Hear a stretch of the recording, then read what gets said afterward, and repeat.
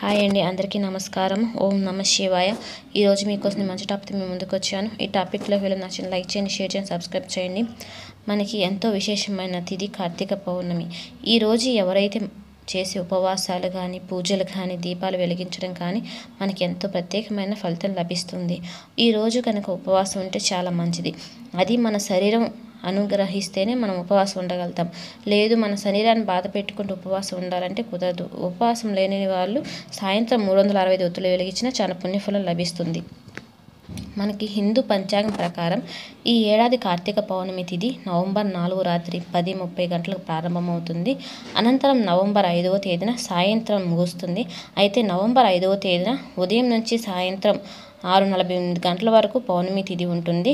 అంటే ఈ ఏడాది పౌర్ణమి గడియల్లోనే సూర్యోదయం జరుగుతుంది. ఈ నేపథ్యం ప్రకారం ఉదయం తిథి ప్రకారం నవంబర్ 5వ తేదీన కార్తీక పౌర్ణమి జరుపుకోవాలని పండితులు సూచిస్తున్నారు.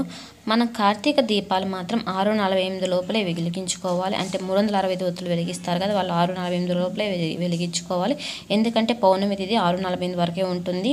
మనకి ఇళ్ళంతా దీపం పెట్టుకోలేని వాళ్ళు, అంటే ఇంట్లో ఉండకుండా ఆఫీస్కి వెళ్ళే వాళ్ళు, ఏదైనా పనులు చేసుకునే వాళ్ళు, మనం ఈ నెలంతా దీపాలు వెలిగించలేం. అలాంటి వాళ్ళు ఈ కార్తీక పౌర్ణమి రోజున దీపం 365 ఒత్తులు వెలిగించారంటే వాళ్ళకి ఎంతో ఫలితం కలుగుతుంది. ఈ నెలంతా వెలిగించిన ఫలితం కలుగుతుంది. కార్తీక మాసంలో వచ్చే కార్తీక పౌర్ణమి చాలా విశిష్టత ఉంటుంది. కార్తీక పౌర్ణమి రోజున చేసే పూజలకు కానీ, ఉపవాసాలకు కానీ కోటి పూజల సమానమైన పుణ్యఫలం లభిస్తుంది.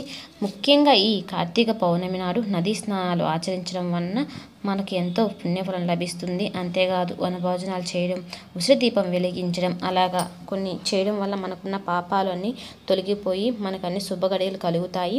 ఈ కార్తీక పౌర్ణమి నాడు 365 ఒత్తులు దీపం వెలిగిస్తే ఈ సంవత్సరం అంతా శివుడికి పూజించినంత పుణ్యఫలం లభిస్తుంది. కాబట్టి ఈరోజు ఖచ్చితంగా 365 ఒత్తులు వెలిగించుకునేదానికి చూడండి. ఒకవేళ వెలిగించుకోలేము, మా సమయం బాగలేదు అనుకునే వాళ్ళు కార్తీక సోమవారం నాడు 365 ఒత్తులు ఖచ్చితంగా వెలిగించుకోండి. ఈ కార్తీక పౌర్ణమి నాడు ఉదయమే ఆడవాళ్ళు నిద్ర లేచి మీ ఇంటి గుమ్మాన్ని ఎంతో శుభ్రంగా ఉంచుకోండి.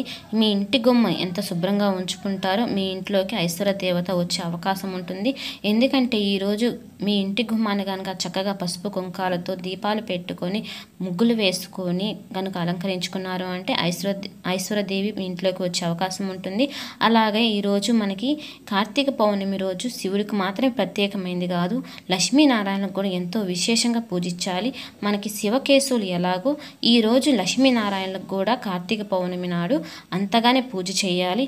అదేంటో మనం తెలుసుకుందాము. అంతకంటే ముందు ఈ కార్తీక పౌర్ణమి నాడు నక్షత్ర దీపాలు కనుక మీ ఇంట్లో, అంటే ఆవరణలో తులసి చెట్టు దగ్గర కానీ, లేకపోతే మీ ఇంట్లో శివుడి పటం ముందర కానీ వెలిగించుకున్నారు అంటే మీకు ఉండే నక్షత్రాలకి బలం పెరుగుతుంది. మీ ఇంట్లో ఎంతమంది అయితే ఉన్నారో అంతమంది నక్షత్రాలు వెలిగించుకుంటారు.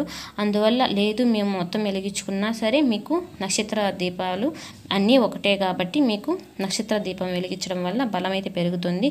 మనకి కార్తీక మాసంలో లక్ష్మీనారాయణ ఎందుకు పూజ చేయాలి? ఈ కార్తీక పౌర్ణమి రోజు లక్ష్మీనారాయణ కనుక పూజించారంటే ఎంతో విశేషమైన పుణ్యఫలం లభిస్తుంది. ఎందుకంటే మనకి కార్తీక పౌర్ణమి రోజున లక్ష్మీనారాయణ భూలోకానికి వస్తారు. భూలోకానికి వచ్చి రావి చెట్టు మీద తిష్ట వేసుకొని వాళ్ళ శక్తిని అంతా ఉంచి కూర్చొని ఉంటారు.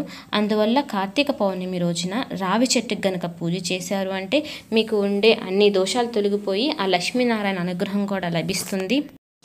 కార్తీక పౌర్ణమి రోజున వైకుంఠంలో ఉన్న లక్ష్మీనారాయణలు భూలోకానికి వచ్చి భూలోకంలో ఉన్న రావి చెట్టు మీద వాళ్ళ శక్తినంతా ఉంచుతారు. అందువలన మీకు దగ్గరలో ఉన్న రావి చెట్టు ఉంటే అక్కడికి వెళ్ళి దీపాలు కానీ, పిండి దీపాలు కానీ, దాంట్లో ఆవు నెయ్యి కానీ, నువ్వుల నూనె కానీ వేసి దీపాలు వెలిగించండి. ఆవు పాలు కలిపిన బెల్లం కలుపుతారు కదా, ఆ పాలు రావి చెట్టుకు పోయండి. లేదు రావి చెట్టు చుట్టూ ప్రదర్శన చేయండి. ఖచ్చితంగా 10 గంటలకు మాత్రం ఖచ్చితంగా చేయండి. ఎందుకంటే వైకుంఠం నుంచి లక్ష్మీనారాయణ 10 గంటల సమయంలో రావి చెట్టు మీద కూర్చుని ఉంటారు. అందువల్ల ఉదయాన 10 గంటలకు వెళ్ళి ఆ లక్ష్మీనారాయణ ఆశీర్వాదం పొందుకోండి. ఈ రోజు చాలా విశేషమైన రోజు కనుక ఈ పౌర్ణమి రోజున శివకేశవుల ఆశీర్వాదం మనకు కలగాలంటే ఈ పూజలు ఖచ్చితంగా చేయాలి. ఈ వీడియో మీకు కనుక నచ్చినట్లు అయితే నాకు ఒక చిన్న లైక్ చేయండి, షేర్ చేయండి, సబ్స్క్రైబ్ చేయండి, ఆల్ మీద ప్రెస్ చేయండి. ఇలాంటి వీడియోలు ముందు చూడాలంటే సబ్స్క్రైబ్ ఖచ్చితంగా చేసుకోండి. అందరికీ నమస్కారము. ఓం నమ శివాయ. హర హర మహా